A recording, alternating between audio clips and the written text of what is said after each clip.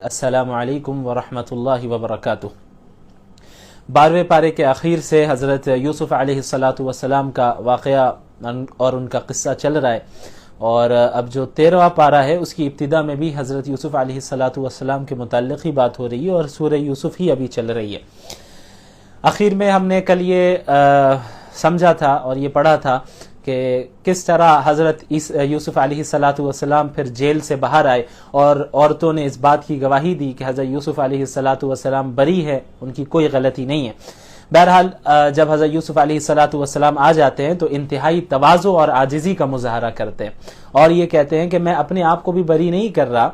بلکہ جو نفس ہے وہ تو انسان کو بری چیزوں کو کرنے کا حکم ہی دیتا ہے، سوائے جسے اللہ بچا لے۔ بہرحال اس کے بعد چونکہ حضرت یوسف علیہ الصلاۃ والسلام نے بادشاہ کے خواب کی تعبیر بتائی ہوتی ہے کہ 7 سال تک کھیتی کرو اور پھر اناج کو اسٹاک کر لو، اس کے بعد 7 سال قحط والے آنے والے، تو اس میں جو تم نے اسٹاک کیا ہے اس کو استعمال کرنا۔ تو بادشاہ اب کہتا ہے کہ بھئی اب ان چیزوں کا انتظام کون کرے گا؟ تو حضرت یوسف علیہ الصلاۃ والسلام خود کہتے ہیں کہ اجعلنی علی خزائن الارض، کہ آپ مجھے وزیر خزانہ بنا دیں، یعنی آپ مجھے فائنانس منسٹر بنا دیں کہ اس چیز کو میں ہی مینج کروں گا اچھی طریقے سے، کیونکہ اس کا اچھے طریقے سے کیونکہ میرے پاس اس کا علم موجود ہے۔ تو بادشاہ جو ہے حضرت یوسف علیہ الصلاۃ والسلام کو فائنانس منسٹر یا وزیر خزانہ بنا دیتا ہے، تاکہ حضرت یوسف علیہ الصلاۃ والسلام ہی اب ان تمام تدبیروں کو اختیار کریں اور تمام مینجمنٹ کو سنبھالے کہ کس طرح یہ جو 7 اور 14 سال آنے والے ہیں اس میں کس طرح معاملہ کیا جائے۔ یہاں پر ذہن میں یہ اعتراض نہ ہو کہ بھئی حضرت یوسف علیہ الصلاۃ والسلام نے خود عہدے کا مطالبہ کیوں کیا، حالانکہ حدیث میں آتا ہے کہ عہدے کا مطالبہ نہیں کرنا چاہیے۔ تو یاد رکھیں عام حالت میں تو یہی ہے کہ خود سے عہدے کا مطالبہ نہیں ہونا چاہیے، جو مطالبہ کرتا ہے اسے عہدہ دینا بھی نہیں چاہیے۔ لیکن اگر آپ ایسی سچویشن میں ہو جہاں پر آپ کو معلوم ہے کہ آپ کے علاوہ کوئی اس عہدے کا اہل نہیں ہے، اور اگر آپ اس عہدے پر فائز نہیں ہوئے تو پھر کوئی نااہل آ کر اس عہدے کو ضائع کر دے گا اور کام بھی نہیں کرے گا، تو ایسے موقع پر جو شخص اہل ہے اور جو یہ جانتا ہے کہ وہ اچھی طرح کام کر سکتا ہے، اس پر اس کی ذمہ داری ہے کہ وہ آگے بڑھ کر اس عہدے کو لے۔ ٹھیک حضرت یوسف علیہ الصلاۃ والسلام نے بھی اسی طرح کیا، اور حالانکہ انہیں کوئی عہدے کی ضرورت نہیں تھی۔ نبوت کا جو منصب ہے، جو عہدہ نبوت کا ہے، اس سے بڑھ کر اور کیا عہدہ ہو سکتا ہے۔ بہرحال کچھ سالوں کے بعد یہ ہوا کہ وہ جو بادشاہ تھا اس نے ملک کے تمام اختیارات حضرت یوسف علیہ الصلاۃ والسلام کے حوالے کر دیے، اور اب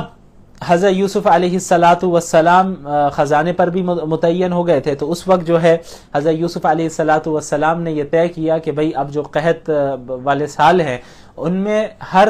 شہری کے لیے ایک متعین مقدار میں انہیں غلہ دیا جائے تاکہ سب کا گزر بسر ہو سکے۔ تو اب دور دور سے لوگ آتے حضرت یوسف علیہ الصلاۃ والسلام کے پاس غلہ لینے کے لیے۔ تو حضرت یوسف علیہ الصلاۃ والسلام کا جو اصل خاندان تھا، ان کے جو بھائی تھے، وہ لوگ بھی آتے ہیں، مصر داخل ہوتے ہیں اب غلہ لینے کے لیے۔ تو جیسے ہی ان کے سارے بھائی آ جاتے ہیں، وہی بھائی جنہوں نے حضرت یوسف کو کنویں میں ڈالا تھا، تو جیسے ہی وہ سب آ جاتے ہیں تو حضرت یوسف علیہ الصلاۃ والسلام انہیں دیکھ کر پہچان جاتے ہیں کہ بھئی یہ تو وہی میرے بھائی ہیں سارے۔ لیکن وہ سارے بھائی حضرت یوسف کو دیکھ کر نہیں پہچانتے، کیونکہ ایک لمبا عرصہ تقریباً 40 سال کی مدت گزر چکی تھی، اور اس وقت حضرت یوسف بہت چھوٹے تھے، تو اب بڑے ہو گئے، اب مصر کے بادشاہ بن گئے، تو اب جو ہے وہ تو پہچان نہیں سکتے تھے، لیکن بھائی تو بڑے تھے، اس لیے حضرت یوسف جانتے تھے کہ بھائی ان کے بھائی کون ہیں۔ تو حضرت یوسف علیہ الصلاۃ والسلام نے اپنے بھائیوں کو دیکھا، ان کے سارے بھائی آئے ہوئے تھے، لیکن ان کا جو حقیقی بھائی تھا حضرت بنیامین جو تھے وہ نہیں آئے تھے۔ تو حضرت یوسف علیہ الصلاۃ والسلام نے اپنے سوتیلے بھائیوں سے پوچھا کہ بھئی تمہارے کتنے بھائی ہیں، تم کون ہو، اپنے بارے میں بتاؤ۔ تو وہ کہتے ہیں کہ ہمارا ایک اور بھائی ہے بنیامین، وہ ہمارے ساتھ ابھی نہیں آیا۔ تو بہرحال حضرت یوسف علیہ الصلاۃ والسلام ان سے کہہ دیتے کہ اگلی بار جب تم غلہ لینے آؤ تو بنیامین کو لیتے آنا، اپنے اس بھائی کو لیتے آنا،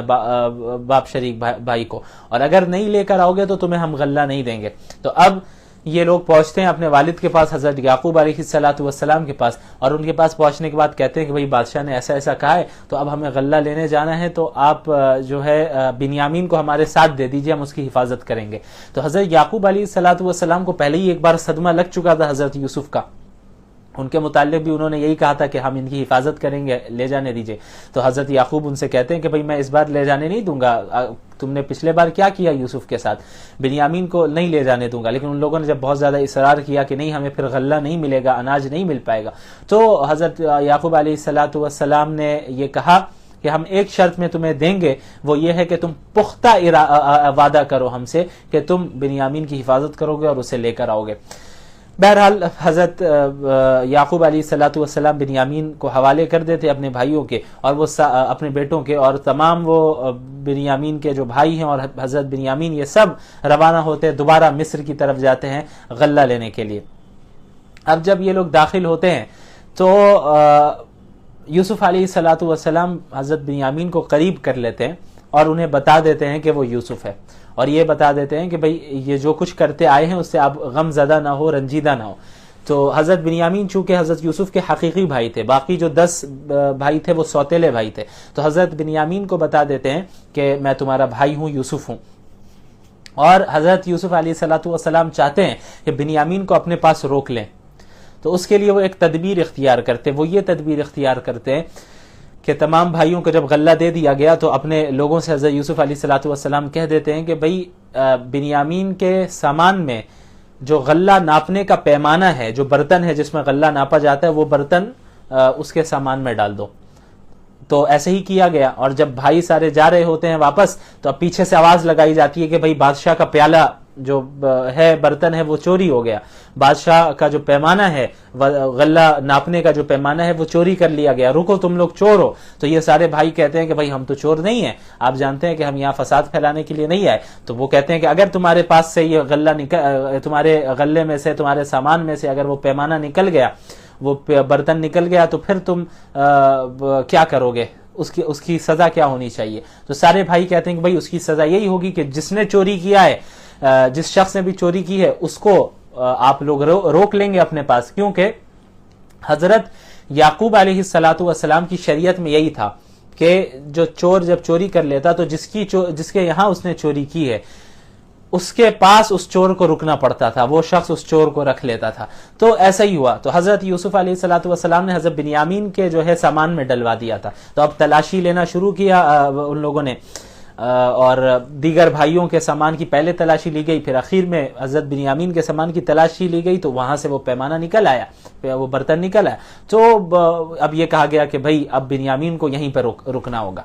تو حضرت یوسف علیہ السلام نے ایسا اس لیے کروایا تاکہ بنیامین ان کے پاس رک جائے. اب سارے بھائی پریشان ہو گئے, انہوں نے کہا کہ بھئی اگر اس نے چوری کی ہے تو اس کے بھائی نے بھی بچپن میں یوسف نے چوری کی تھی, اس نے بھی کی ہوگی, ہو سکتا ہے. تو حضرت یوسف علیہ السلام پر بھی یہ الزام لگا تھا. بچپن میں ہوا یہ کہ اپنی پھوپھی کے پاس حضرت یوسف علیہ السلام پرورش کے لیے بچپن میں گئے, تو ان کی جو پھوپھی تھی وہ حضرت یوسف سے بہت زیادہ محبت کرنے لگی, اور وہ نہیں چاہتی تھی کہ وہ ان کے پاس سے جائے. تو حضرت یعقوب علیہ السلام جب حضرت یوسف کو لینے کے لیے گئے اپنی بہن کے پاس, یعنی حضرت یوسف کی پھوپھی کے پاس, تو انہوں نے یہ تدبیر اختیار کی تھی کہ حضرت یوسف کے کمر سے پٹکا باندھ دیا اور یہ کہہ دیا کہ بھئی پٹکا چوری ہو گیا ہے, اور جب تلاشی لی گئی تو حضرت یوسف کے پاس سے وہ نکلا. تو اس طرح انہوں نے یہ تدبیر اختیار کی تاکہ یوسف ان کے پاس رک جائے علیہ السلام. لیکن بھائی جانتے تھے, حقیقت حال کا علم تھا ان کے پاس کہ یوسف نے چوری نہیں کی, لیکن پھر بھی یہاں پہ انہوں نے ایسا کہا کہ بنیامین نے اگر یہاں چوری کی ہے تو اس کے بھائی نے بھی بچپن میں چوری کی تھی, یوسف نے.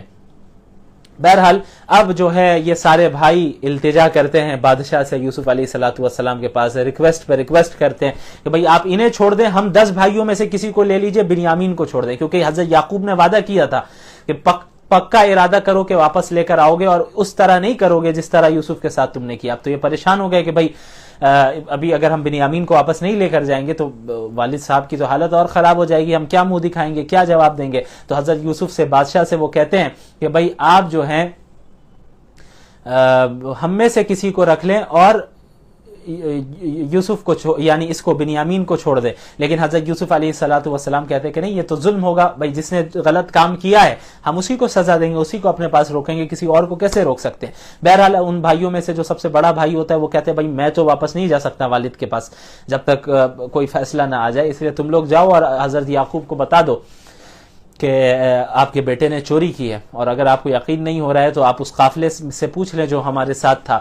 بہرحال یہ سارے بھائی جاتے ہیں اور حضرت یعقوب علیہ الصلوۃ والسلام کو بتا دیتے ہیں کہ ایسا ایسا معاملہ ہوا، لیکن حضرت یعقوب علیہ الصلوۃ والسلام وہی کہتے ہیں، وہی جواب دیتے ہیں جو حضرت یوسف علیہ الصلوۃ والسلام کے وقت انہوں نے دیا تھا کہ فصبر جمیل، کہ ہم صبر کریں گے، اللہ تعالیٰ جو ہے مدد کرنے والا ہے، اللہ تعالیٰ ان سب کو میرے پاس واپس لے آئے گا۔ اور پھر حضرت یوسف علیہ السلام کے بھائیوں سے، یعنی اپنے بیٹوں سے حضرت یعقوب علیہ الصلوۃ والسلام کہتے ہیں کہ جاؤ اور یوسف کو اور اس کے بھائی کو تلاش کرو، اللہ تعالیٰ سب کو واپس کرے گا۔ تو یہ سارے بھائی دوبارہ داخل ہوتے ہیں، مصر میں آتے ہیں اور یوسف علیہ الصلوۃ والسلام کو کہتے ہیں کہ بھئی ہمارے خاندان کو پر مصیبت آ پڑی ہے، آپ جو ہے ہم پر رحم کا معاملہ فرمائیں اور جو ہے ہمیں غلہ بھی پورا دیں۔ تو اس وقت تیسری مرتبہ جو آتے ہیں حضرت یوسف علیہ الصلوۃ والسلام ان سے پوچھتے ہیں کہ هل علمتم ما فعلتم بيوسف، کہ تم جانتے ہو کہ تم لوگوں نے یوسف علیہ الصلوۃ والسلام کے ساتھ کیا کیا تھا؟ تو اب سارے بھائی بالکل تعجب میں پڑ جاتے ہیں کہ بھئی اس بادشاہ کو یوسف کے بارے میں کیسے معلوم ہے؟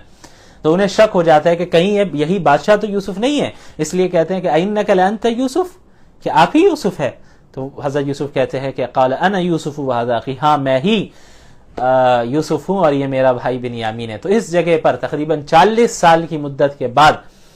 اب یہ بھائیوں سے اس طرح بھائیوں کو معلوم چلتا ہے کہ یوسف زندہ ہے، اور زندہ ہی کیا بلکہ مصر کے بادشاہ بن چکے ہیں۔ تو اب سارے بھائی جو ہے حضرت یوسف سے معافی مانگتے ہیں کہ یقیناً اللہ نے آپ کو ہم پر چن لیا ہے، ہم پر ترجیح دی ہے، اور ہم نے غلطی کی اور اپنی غلطی کا اعتراف کرتے ہیں سارے بھائی۔ تو حضرت یوسف علیہ الصلوۃ والسلام فرماتے لا تثریب علیکم اليوم، آج تم پر کوئی ملامت نہیں ہونے والی، یعنی معاف کر دیتے ہیں۔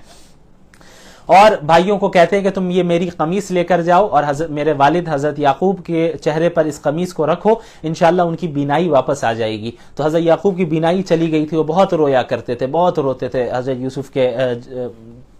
چلے جانے کے بعد،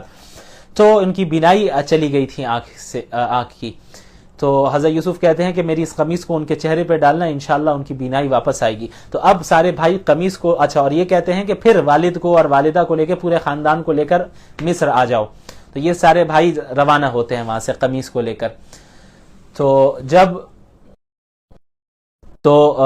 وہاں سے روانہ ہو جاتے ہیں تو حضرت یعقوب علیہ الصلوۃ والسلام کو حضرت یوسف کی خوشبو آنی شروع ہو جاتی ہے، اور آس پاس کے لوگوں سے کہتے ہیں کہ بھئی مجھے یوسف کی خوشبو آ رہی ہے۔ تو وہ سب کہتے ہیں کہ بھئی آپ اپنے پرانے خیال میں مبتلا ہیں، کب سے آپ کتنے سالوں سے یوسف کی بات کر رہے ہیں۔ تو وہ سمجھتے ہیں کہ بس ایسی ہی بات ہوگی۔ بہرحال وہ قافلہ بھائیوں کا پہنچتا ہے، اور پہنچنے کے بعد وہ آتے ہیں اور قمیص کو حضرت یعقوب کے چہرے پر ڈالتے ہیں، تو حضرت یعقوب کی جو بینائی ہوتی ہے آنکھوں کی وہ واپس آ جاتی ہے، اور پورا واقعہ بتاتے ہیں کہ کیا کیا ہوا، اور یوسف علیہ السلام مصر کے بادشاہ بن چکے ہیں۔ تو یعقوب علیہ الصلوۃ والسلام خود خوش ہوتے ہیں اور کہتے ہیں کہ کیا میں نے تمہیں نہیں کہا تھا کہ میں اللہ کے متعلق وہ جانتا ہوں جو تم نہیں جانتے۔ تو سارے بھائی وہاں پر اعتراف کرتے ہیں کہ گناہ کا، اور کہتے ہیں کہ آپ ہمارے لیے اللہ سے دعا کریں، مغفرت کی دعا کریں۔ تو حضرت یعقوب کہتے ہیں کہ میں اللہ سے انشاءاللہ تم لوگوں کے لیے مغفرت کی دعا کروں گا کہ تم نے جو غلطی کی ہے اللہ اسے معاف فرمائے۔ بہرحال اب پورا خاندان وہاں سے روانہ ہوتا ہے، سارے بھائی بھی اور ماں باپ بھی کنعان سے، شام سے روانہ ہو کر یہ لوگ آ جاتے ہیں مصر میں، اور حضرت یوسف علیہ الصلوۃ والسلام باہر نکل کر پورے خاندان کا اپنا استقبال کرتے ہیں، اور اپنے والدین کو اپنے تخت پر چڑھاتے ہیں، اور جیسے ہی تخت پر چڑھاتے ہیں اور سب حاضر ہو جاتے ہیں وہاں پر، سارے لوگ حضرت یوسف کے سامنے سجدے میں گر جاتے ہیں۔ یعنی جو بادشاہ کے سامنے سجدہ تعظیم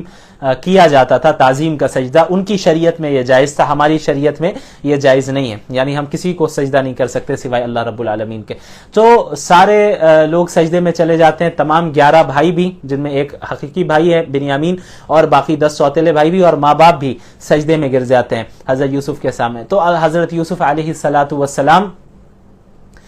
اپنے والد کو کہتے ہیں حضرت یعقوب کو کہ یا ابت ھذا تأویل رؤیایا من قبل، کہ یہ جو ہے یہی میرے خواب کی تعبیر ہے، اے میرے والد یہی میرے خواب کی تعبیر ہے. یعنی 40 سال پہلے جو خواب دیکھا تھا کہ 11 ستارے اور ایک سورج اور ایک چاند مجھے سجدہ کر رہا ہے, تو وہ تعبیر اب پوری ہو رہی ہے, وہ خواب اب پورا ہو رہا ہے کہ سارے 11 بھائی جو ہے مصر کے بادشاہ یعنی حضرت یوسف کے سامنے جھکے ہوئے ہیں, اور حضرت یوسف کے جو والد ہیں اور والدہ ہے وہ بھی ان کے سامنے جھک گئی. تو یہ اتنا بڑا واقعہ ہے اور اتنا بہترین واقعہ ہے. اور یہ جیسا کہ میں نے بتایا تھا کہ یہودیوں کے سوال کی بنیاد پر یہ صورت نازل ہوئی. وہ سوال انہوں نے یہ کیا تھا کہ بنی اسرائیل مصر شام سے شفٹ ہو کر مصر کیسے آئے, تو آپ صلی اللہ علیہ وسلم پر پوری صورت نازل ہوئی اور اتنی ڈیٹیل کے ساتھ بتایا گیا کہ کس طرح بنی اسرائیل شفٹ ہو کر منتقل ہو کر مصر میں آئے. اور یہود خاموش ہو گئے. ظاہر ہے کہ ایسی بات بتائی گئی کہ آپ صلی اللہ علیہ وسلم نے حالانکہ کسی کتاب کو نہیں پڑھا, آپ صلی اللہ علیہ وسلم دیکھ کر کسی چیز کو پڑھنا نہیں جانتے تھے, کسی سے تعلیم حاصل نہیں کی, لیکن اتنی پورے قصے کو اتنی تفصیل کے ساتھ ڈیٹیل کے ساتھ بتایا. یہ اس بات کی دلیل ہے کہ آپ صلی اللہ علیہ وسلم سچے پکے نبی تھے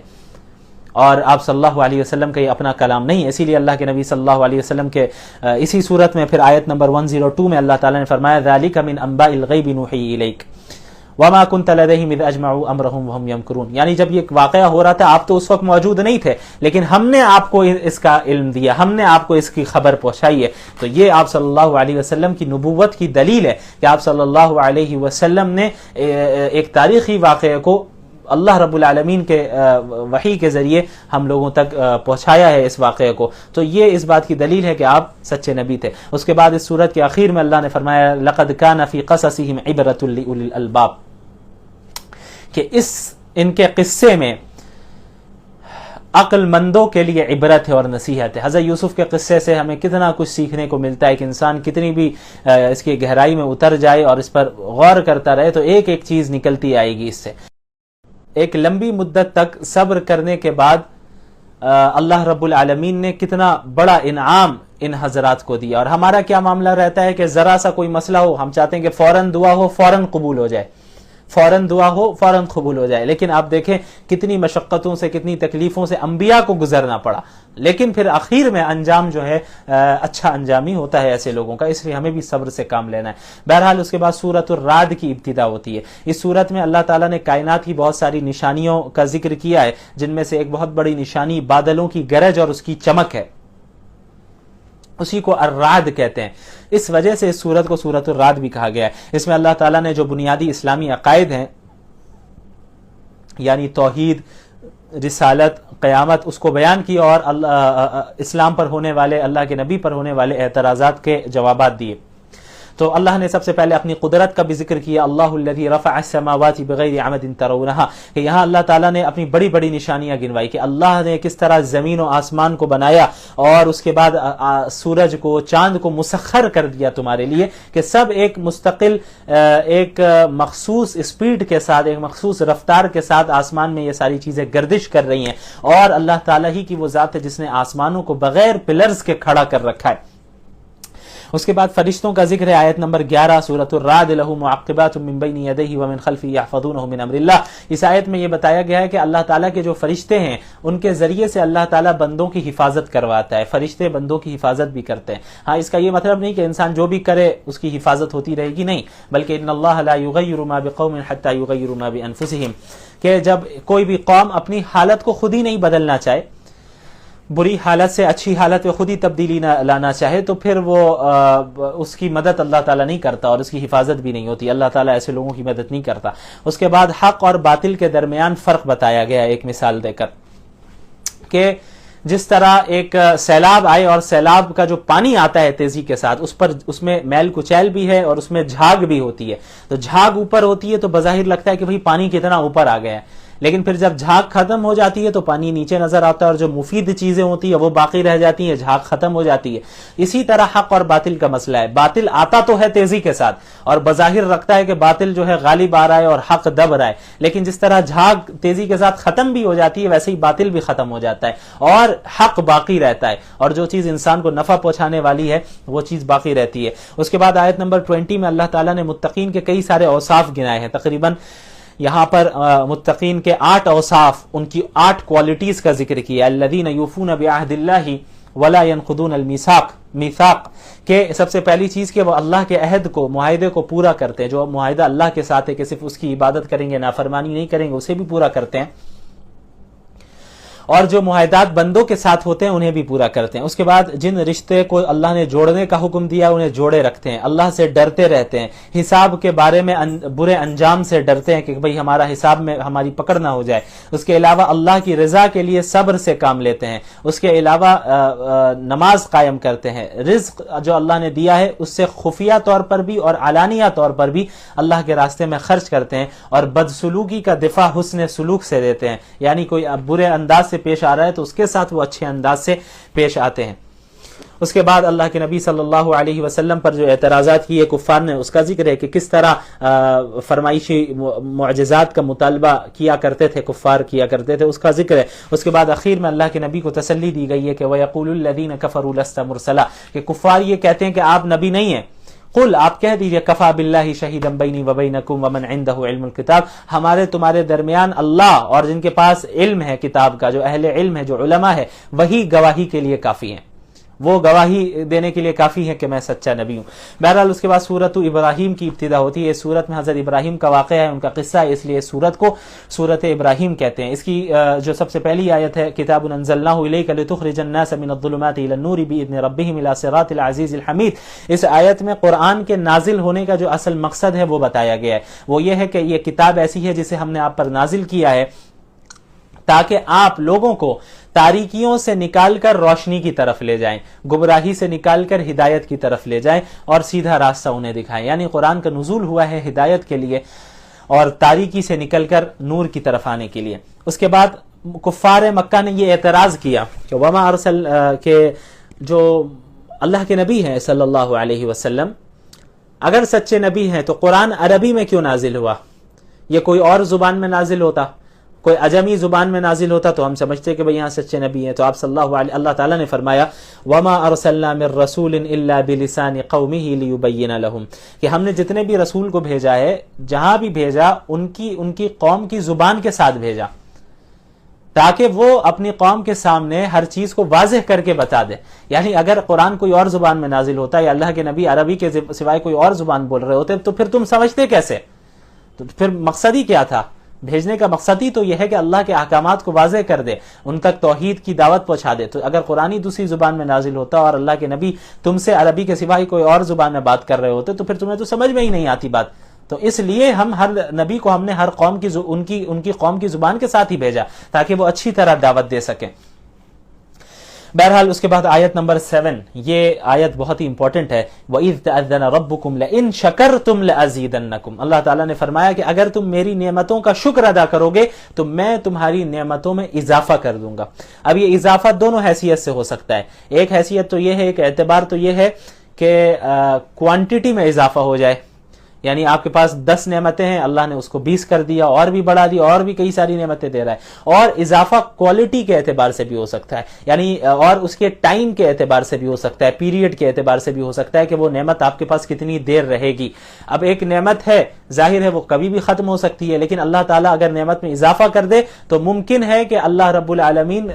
اس اعتبار سے بھی نعمت میں اضافہ کرے کہ وہ نعمت دیر تک آپ کے پاس رہے اور ایک لمبی مدت تک آپ کے پاس رہے. تو تعداد میں بھی نعمتوں کی تعداد میں بھی اضافہ ہو سکتا ہے اور اس کی مدت میں بھی کہ وہ کتنی دیر تک, کتنی مدت تک وہ نعمتیں آپ کے پاس ہے. لیکن وَلَئِن كَفَرْتُمْ إِنَّ عَذَابِي لَشَدِيدٌ, کہ اگر تم نے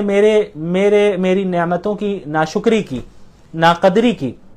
تو کیا ہوگا؟ ان عذابی لشدید, یاد رکھو کہ میرا عذاب بہت سخت ہے. اللہ تعالیٰ جب کسی بندے کو کوئی نعمت دیتا ہے اور وہ بندہ اس نعمت کی ناقدری کرتا ہے تو اللہ تعالیٰ اس کی سزا میں, اسی دنیا میں یہ سزا دیتا ہے کہ اللہ تعالیٰ اس بندے سے وہ نعمت چھین لیتا ہے اور کسی اور کو دے دیتا ہے. اس لیے اللہ کی نعمتوں کی قدر کرنا اور اس کا شکر کرنا, اور شکر بھی صرف زبان سے نہیں بلکہ پریکٹیکلی اپنی پوری زندگی کو, اپنی پوری لائف کو اللہ کے احکامات کے تابع جب انسان کر دے گا تو یہ وہ وقت ہوتا ہے کہ جب انسان صحیح معنی میں اللہ رب العالمین کا شکر ادا کر رہا ہے. نافرمانی ہم کرتے رہیں اعمال کے اعتبار سے اور صرف زبان سے اللہ کا شکر ادا کریں تو یہ کافی نہیں ہے. اس کے بعد اللہ تعالیٰ نے کلمہ طیبہ اور کلمہ خبیثہ کے درمیان فرق بتایا اور مثال سے سمجھایا. کہ کلمہ طیبہ سے مراد ایمان کا کلمہ ہے, توحید کا کلمہ ہے. اس کی مثال اس درخت کی طرح ہے جس کی جڑ بہت مضبوط ہو اور جس کی جو شاخیں ہوں اس کی اور اس کے جو تنے ہو وہ آسمان کی طرف بلند ہو، اور وہ ایسا درخت ہو جو پھل دیتا ہو، بہت زیادہ پھل دیتا ہو. تو کتنا مفید ہے یہ درخت. اسی طرح کلمہ طیبہ کی حیثیت ہے. لیکن جو کلمہ خبیثہ ہے یعنی کفر کا کلمہ، شرک کا کلمہ، اس کی مثال اس پودے کی طرح ہے جسم کے اندر کوئی مضبوطی نہیں ہوتی. اس کو بس آپ یوں ہلائے تو وہ پورا بالکل وہ پودا سرے سے نیچے سے ہی ہل جائے گا، ختم ہو جائے گا. اس کے اندر استحکام اور جماؤ نہیں ہوتا ہے. تو یہ فرق ہے کلمہ ایمان اور کلمہ شرک میں، کفر میں. اس کے بعد اچھا اس صورت میں یہ بھی ہے کہ قیامت کے دن شیطان بندوں سے کہے گا کہ بھائی میں نے کوئی تمہارے ساتھ زور زبردستی نہیں کی. اب جب جو جہنمی ہوں گے وہ بھی جہنم میں جا رہے ہوں گے، شیطان بھی جہنم میں جا رہا ہوگا، تو ملامت کریں گے ایک دوسرے کو. لوگ شیطان کو کہیں گے کہ تم نے ہمیں بہکایا، تو شیطان کہے گا مجھ پر ملامت مت کرو، میں نے تو صرف وسوسہ ڈالا تھا، میں نے تو تم سے جھوٹے وعدے کیے تھے، میں نے تو کوئی زبردستی ہاتھ پکڑ کے کرایا نہیں تھا، میں نے بس تم سے بات کہی، میں نے تمہیں صرف گناہ کی طرف بلایا تھا، تم خود ہی آئے. تو اب جو ہے مجھ پر ملامت نہیں کرو، اور نہ ہی تم مجھے آج جہنم کی آگ سے بچا سکتے ہو اور نہ ہی میں تمہیں جہنم کی آگ سے بچا سکتا ہوں. اور اللہ نے جو وعدہ کیا تھا وہ سچا وعدہ کیا تھا، اور جو جنتی ہوں گے ظاہر ہے وہ جنت میں داخل ہوں گے. پھر اس پارے کے اخیر میں، اس صورت کے بھی اخیر میں حضرت ابراہیم علیہ الصلوۃ والسلام کی دعاؤں کا ذکر ہے کہ جب حضرت ابراہیم علیہ الصلوۃ والسلام نے اپنے بیٹے حضرت اسماعیل اور اپنی بیوی حضرت ہاجرہ کو مکۃ المکرمہ میں چھوڑ دیا صحرا میں اللہ کے حکم سے، اور وہاں سے روانہ ہونے لگے، تو انہوں نے حضرت ابراہیم نے اللہ سے دعا کی کہ یا اللہ اس شہر میں مکۃ المکرمہ میں امن و امان اس شہر کو عطا فرما، اور مجھے بھی اور میرے بیٹوں کو بھی آپ بت پرستی سے ہمیشہ محفوظ رکھیے. اور اس کے علاوہ میں نے انہیں ایسی جگہ پہ چھوڑا ہے جہاں پر نہ کھانے پینے کا نظام ہے نہ پانی کا نظام ہے، یا اللہ اپنے فضل و کرم سے انہیں پھلوں کا رزق عطا فرما، ان کے اپنے فضل سے انہیں پھلوں کا رزق عطا فرما. یہ حضرت ابراہیم کی دعاؤں کا نتیجہ ہے جو آج تک مکۃ المکرمہ میں آپ دیکھیں وہاں پہ رزق کی فراوانی ہے، پانی کی فراوانی ہے. حالانکہ وہ صحرا ہے، وہ کیسا علاقہ ہے، ریگستان علاقہ ہے جزیرۃ العرب، لیکن آپ مکۃ المکرمہ میں چلے جائیں تو آپ کیا دیکھیں گے کہ بغیر موسم کے پھل بھی وہاں موجود ہے، زمزم ہے، پانی ہے، کسی چیز کی وہاں کمی نہیں ہے. تو یہ حضرت ابراہیم علیہ الصلوۃ والسلام کی دعاؤں کا نتیجہ ہے. تو اس سے یہ معلوم ہوا کہ جس طرح انبیاء علیہ الصلوۃ والسلام حضرت ابراہیم نے اور انبیاء علیہ الصلوۃ والسلام نے بھی اپنی اولاد کے لیے رزق کی برکت کی بھی دعا کی، ان کے ایمان کے لیے بھی دعا کی، اسی طرح اپنی اولاد کے لیے بھی رزق کی برکت اور ایمان کی حفاظت کی بھی ہمیں بھی دعا کرنی چاہیے. جزاکم اللہ خیرا وآخر دعوانا الحمد للہ رب العالمین، والسلام علیکم ورحمۃ اللہ وبرکاتہ.